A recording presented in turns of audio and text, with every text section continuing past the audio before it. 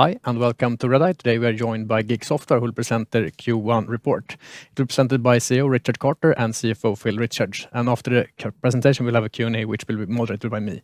And if you have any questions, please send them through on the website. With that, I will leave over the word to Richard Carter, please. Thank you. Good morning, everybody, and thank you for joining us for our 2025 Q1 results presentation. It's been another extremely active and eventful period for GiG, and we're very excited to be updating you this morning on all the progress we're making across our business verticals. As with our previous presentations, I will kick off by talking us through the key highlights. Then I'll hand over to our CFO, Phil Richards, who will take you through the financial review before I'll come back and update you on our strategic progress and on our outlook. So turning to our Q1 key highlights, I'm pleased to report another strong period of performance, with revenue increasing by 10% year-on-year to 9.1 million, and adjusted EBITDA expanding by 1.2 million to 0.3 million. And this strong performance was driven by a combination of improved operational performance and execution, our strengthened product portfolio, and new customer launches. We continue also to secure new agreements, and we signed 9 during the quarter, including with our key customer, Casino Gran Madrid.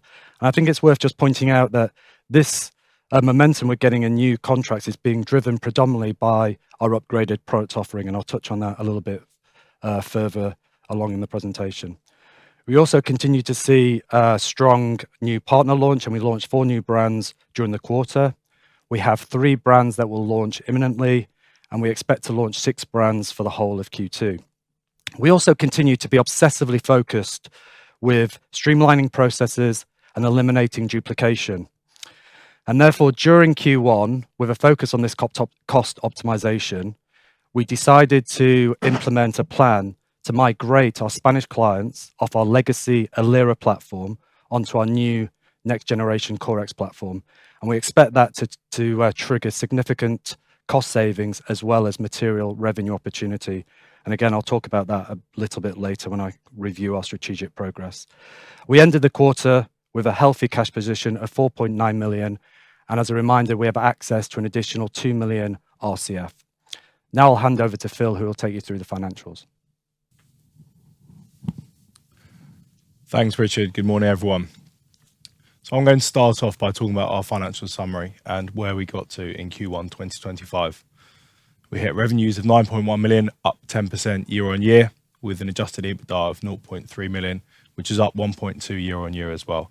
This is a second consecutive quarter of positive EBITDA and demonstrates the momentum that we're taking through from Q4 is being delivered on in Q1 2025 as well.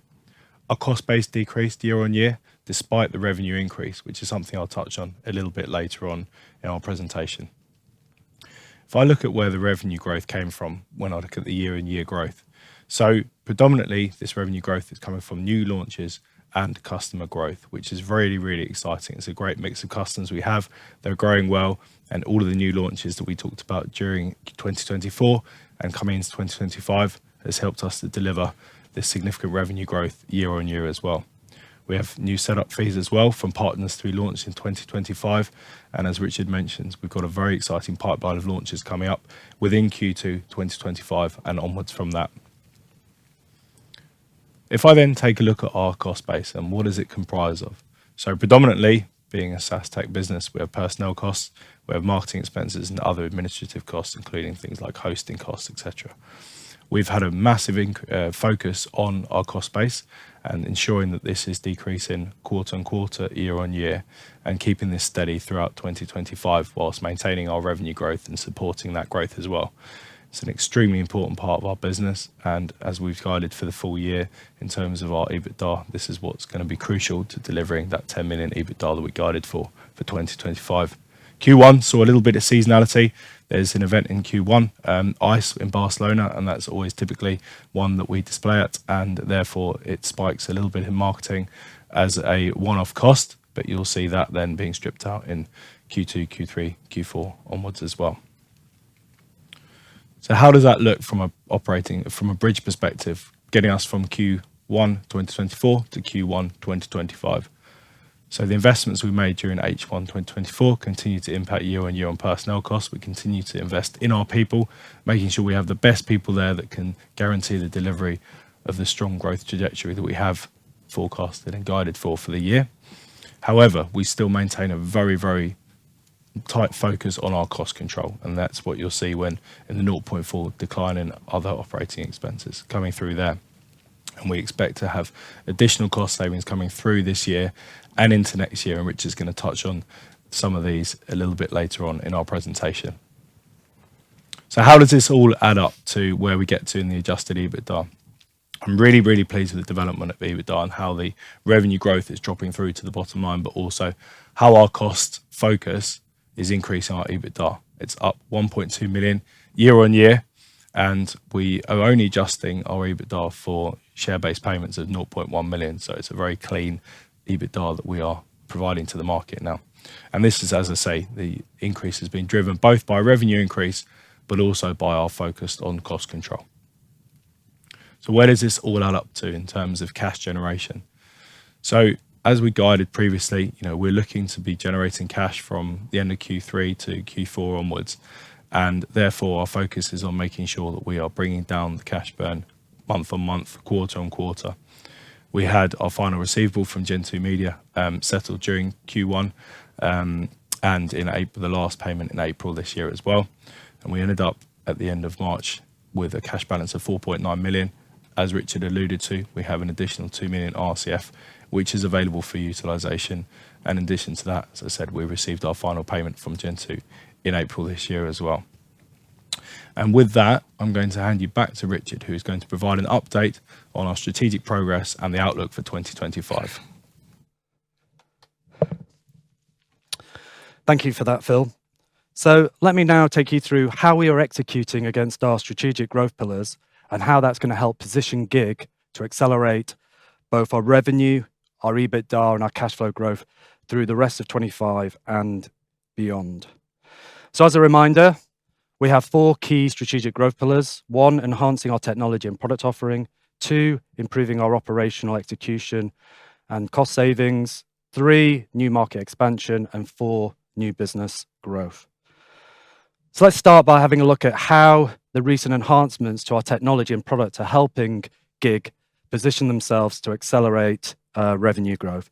Firstly, let's start by looking at GiG is now one of the very few full turnkey suppliers offering an end-to-end suite of products with market-leading positions in all the key product verticals: sports betting, platform, social casino, surrounded by our market-leading AI proprietary tools.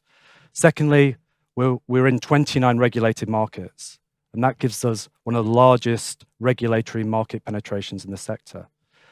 And with the enhancement and the investment we put into our technology, we're now able to enter regulated markets at significantly lowered timeframe.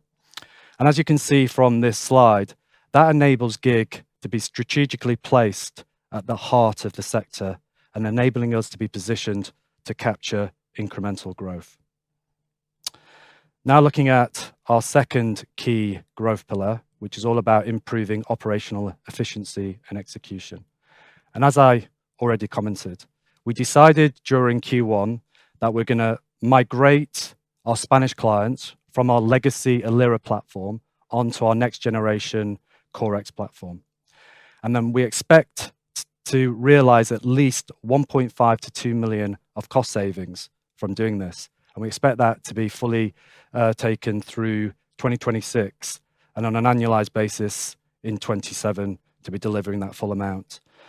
Now, we also expect to see a very significant revenue opportunity here and in excess of our cost savings target.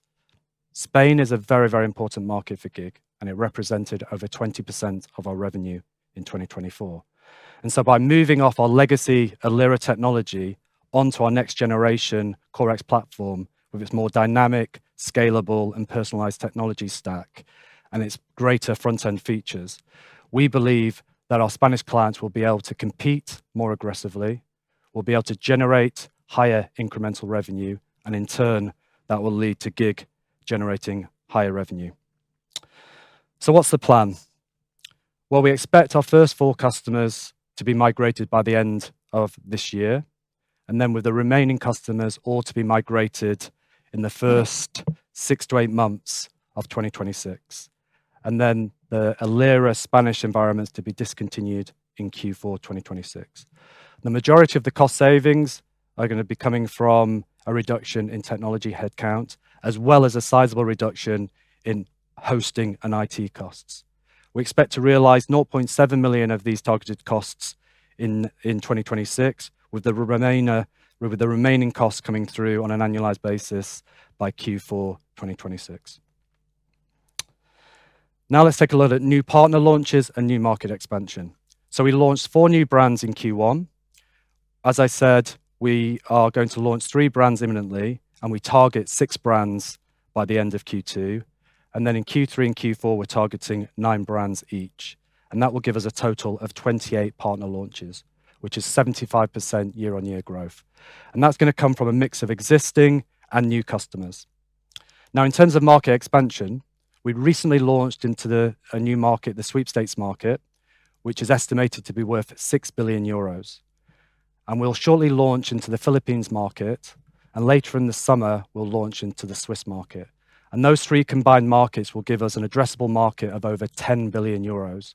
And that will increase the GiG total addressable market by more than 25% this year. Now, underpinning new market launches is our sales pipeline, and I'm pleased to report another strong period where we added 4 million to our pipeline with 20 million at the end of the quarter.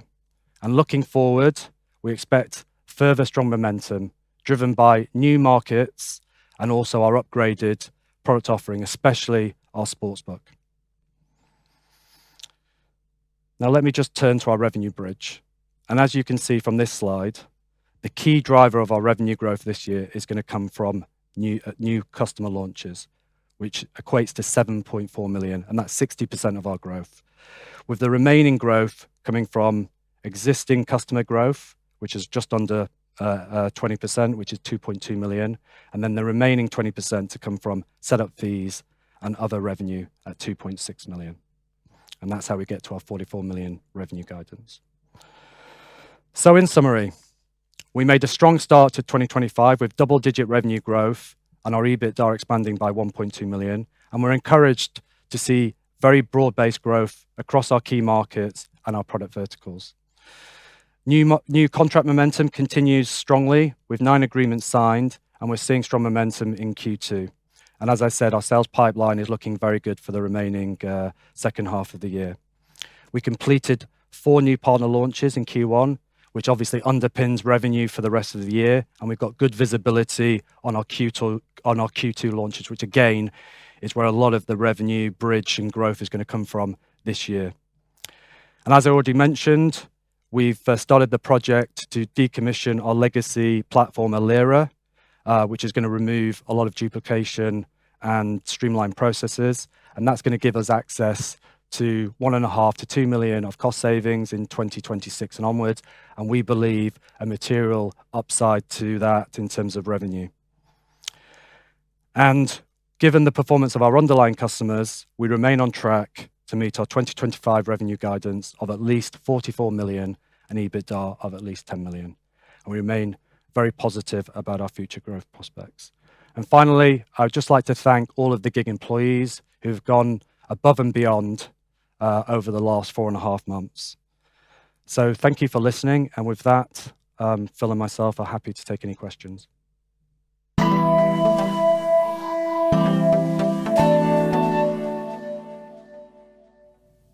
All right, thank you very much for the presentation. I'm going to start a bit with the questions on the guidance, which you reiterate and you give some color on how the near-term future will look as well. Just wondering a bit on the kind of low end on Q2 revenue guidance is basically flat from Q1, but still you have 6 launches coming. So what's the kind of dynamic that you mean you could end up in the lower end of the range there? We obviously have some moving parts in terms of some chunky setup fees and things like that was sort of in Q1, Q2. So that's the sort of delta. And obviously, when we launch clients, we take a relatively conservative view. So in the first sort of 4 to 6 weeks, we're not really assuming any revenue. So it's just so obviously if they suddenly are much stronger than we expect, then we'll be at the upper end of the guidance. And then obviously the other sort of flex is just the setup fees, and they're quite chunky, so it's quite difficult to predict. So that's the real delta. All right, understood. And do you see any, I guess, and now this year it's very much about new launches, but do you see any kind of seasonality impact as well? I guess Q4 is typical, the strongest quarter for online casino, but anything that impacts as well? No, I mean, to be honest, our underlying clients are performing very, very strongly. So there's clearly a little bit of seasonality, and obviously February's got a few lesser days. So, but that's a rounding error really. But no, overall, we're pleased with the underlying performance of our key customers. And yeah, there is a slight little bit of seasonality, but nothing really that jumps out.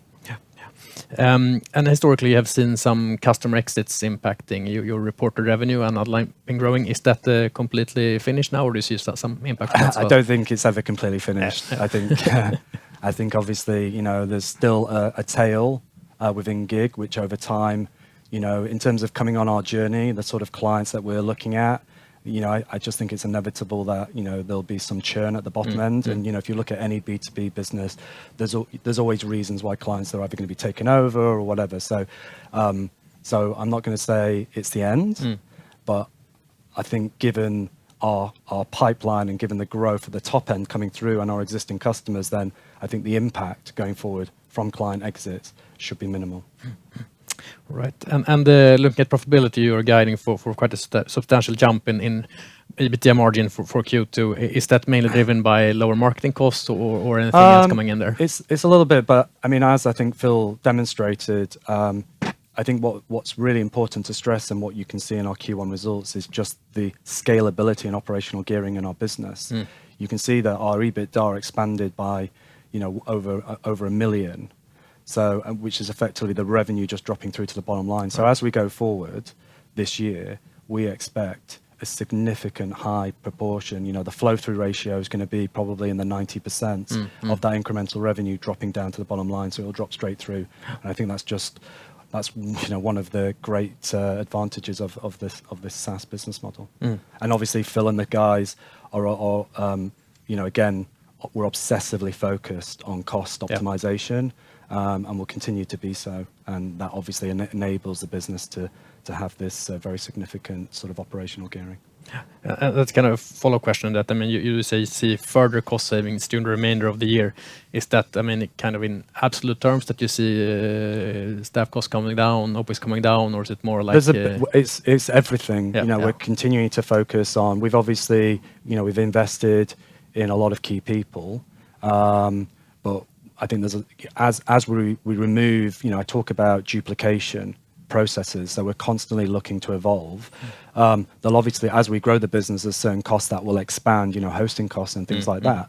But I think there's still a big opportunity for us to continue to streamline and optimize. So I think that's where, the focus is, and that's why we'll sort of see the growth going forward coming through in terms of that EBITDA margin expansion.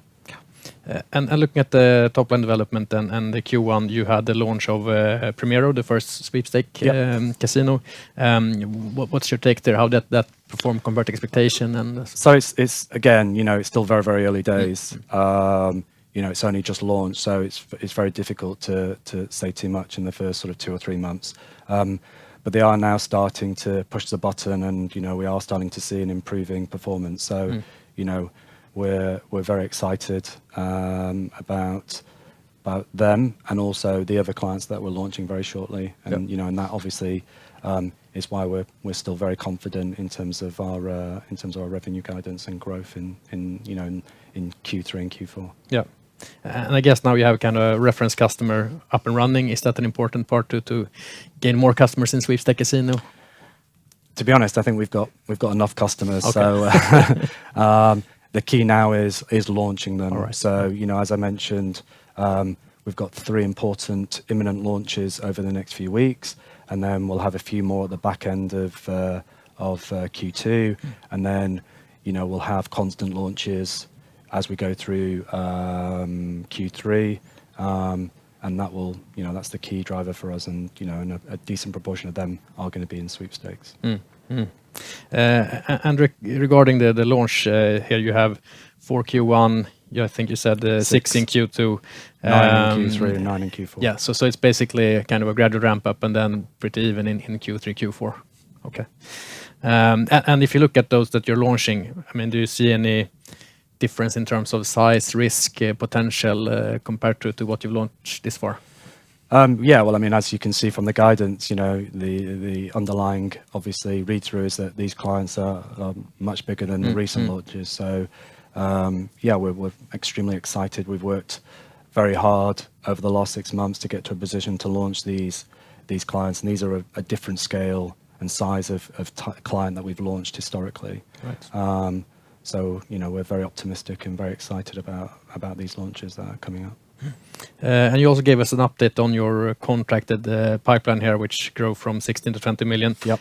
You've previously had this kind of potential pipeline as well. Is that continuing to grow? Yeah, it is. But I mean, I think it's the most important thing is actually what we're contracting, and that's the key growth driver. And I think we're quite open with the amount of information we give, so we've just got to be a bit careful with not flooding too much information. So we've focused on some key KPIs, and I think for us, the key KPI is how much business we can sign and contract, because that's obviously going to drive the future revenue. And obviously, we're now at 20 million of future revenue of our business, so it gives hopefully investors and people like yourselves a good idea of what the revenue opportunity is. Yeah. And in addition to new launches, you're talking about the sportsbook upselling as well. Yep. And the sportsbook upgrade is coming. Is that an important part to get more revenue from that product? Yeah, 100%. I mean, I think it's an absolutely huge opportunity for GiG. I said before, we're not quite there yet in terms of being at the very top in terms of that product offering, but we're not far away. It's an extremely good product, but it's not where we want to be as a company. We want to be at the top. We want to be the winners. So we've been really focused on improving a few of the key areas. That will start to be deployed in Q3, and obviously ahead of that, we're very optimistic of signing meaningful new customers, which will have a big impact on our sports business as we go into 2026 and beyond. And that's a key strategic focus. And coming back to a question maybe on cost savings, but also potential upside in sales. You mentioned the platform consolidation or the Spanish platform migration. Do you see any risk when you move these clients? Are they, positive to moving over to a new product or? No, I think, look, Alira is like a 15-year-old platform, okay? So, and obviously there's always, you've always got a bit of a pushback when anyone's moving from their existing platform. But as I highlighted, the advantages of moving on to our CoreX next generation platform far outweigh the risks. Having the ability to have access to our AI, GiG data and logic tools is a real game changer. The front end tools that we have is a real game changer. And we have no doubt that will allow the Casino Gran Madrid and these big customers to significantly be more competitive and drive a big increase in their revenue. So, there was obviously, when we were planning this, we obviously had to talk to all of our customers and get them across the line.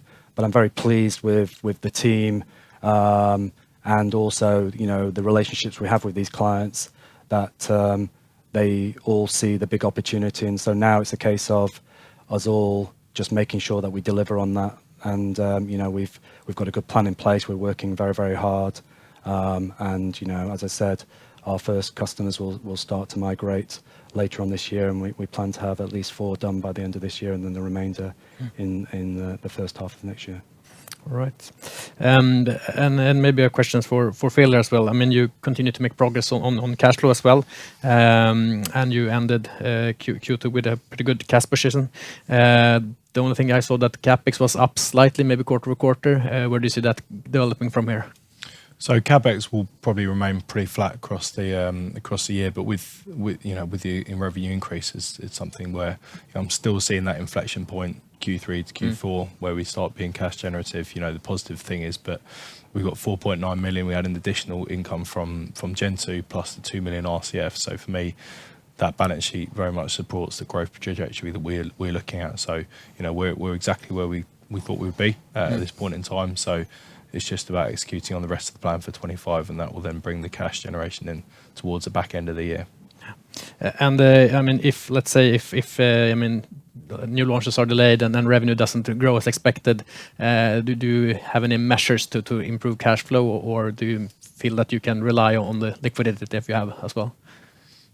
In that case, as I say, we've got the backup with the RCF. It's always something that I'm looking at on a basically daily basis to make sure that this isn't one, strategizing and putting forward scenarios. If we do delay here, where can we make that up elsewhere? I think there's enough levers within the business that's not going to be an issue, but certainly something I'm monitoring on a daily basis.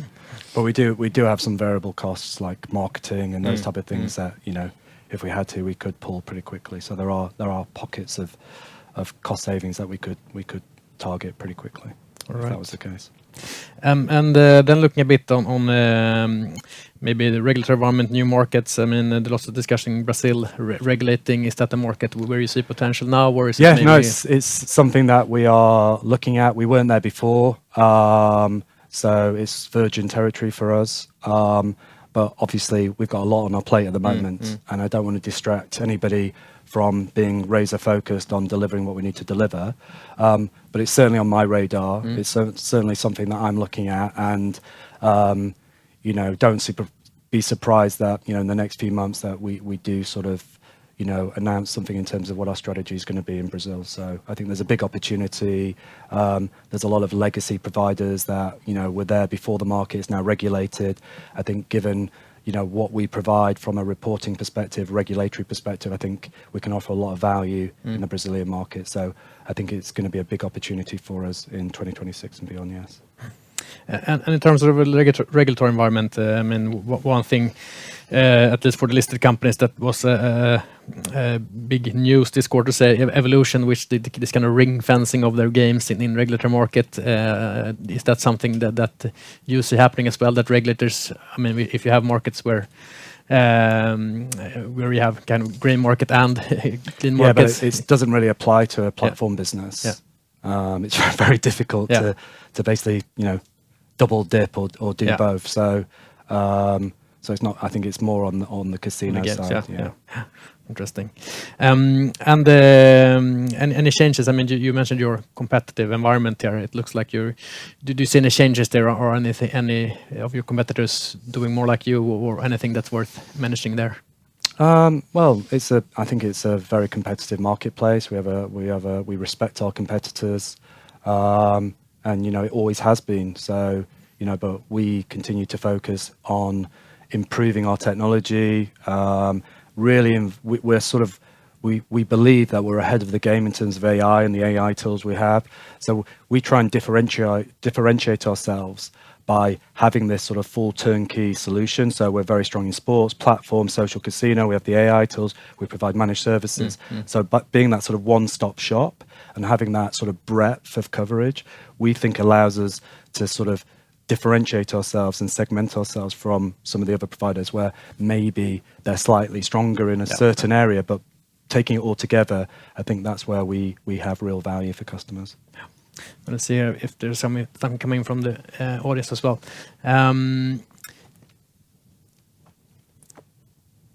And one may be interesting here. You're saying new customers is adding a lot to the growth, but how is you managing existing clients and the growth of existing clients?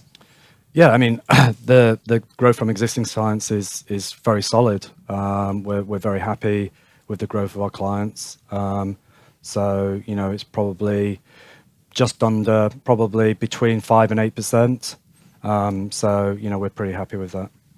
Right. With some obviously a double digit, some lower down, depending on their marketing, what they're doing, where they're investing. And obviously when you've got a big portfolio, you'll have some markets that are a bit of a struggle, some are doing a bit better. So margin on sports, obviously we've got a lot of Canadian clients where it was a good few months, or elsewhere, France it wasn't. So it's sort of, just in swings and roundabouts. But overall, we're happy with that. And also one question on reporting, if I understand it correctly, to you, Phil, maybe do you want to report in two EBITDAs? I guess one is EBITDA less CapEx and one EBITDA just to show how I mean, EBIT less CapEx is developing. Yeah, so I mean, look, it's something to definitely consider how the best information for investors, shareholders, and the community, and the best way to do it. I think for us, the main focus in this quarter was to strip out all these adjustments we've been making last year and report a really clean EBITDA. Last year we had a lot of ins and outs. Our adjusted EBITDA, we had a lot of one-off events, and for me to provide clear information is to strip out as little as possible and literally just adjust for share-based payments, and that's it, and make that therefore a very clear number. So, but I'll definitely have a think about that and see whether there's any other information and how to present it, whether that's more helpful. So one to follow up on, I think. And also had a kind of technical follow-up on that, on depreciation amortization level. I think it dipped a little bit this quarter. Do you see it stable from here, or anything that could change that? No, I mean, that's pretty flat. It's pretty constant. With our cost base not growing, we've got a pretty constant CapEx rate as well. So the D&A comes through exactly how we would expect. So I'm not expecting that really to move quarter on quarter. That should be relatively flat throughout the year. And maybe a final one, I forgot going through the kind of launches you see this year. I mean, new launches is going to be the major growth driver. You also mentioned Sweepstakes casinos. Is that also the big part of the new launches? If you can add anything on that, or is it a mix of regular and Sweepstakes? No, it's actually quite a nice mix. It's as I said, it's a combination of existing clients going into new markets. There's definitely a good proportion of Sweepstakes. And then, as I said, we're launching into the Philippines, which is a very exciting and big market. We've announced that deal last year. And we've got a Swiss launch, and then we've got other launches coming through in Q3. So it's a pretty nice mix, actually. It's definitely not just Sweepstakes orientated. No, it's pretty much broader than that. All right. Thank you very much. All right, thank you. Thank you.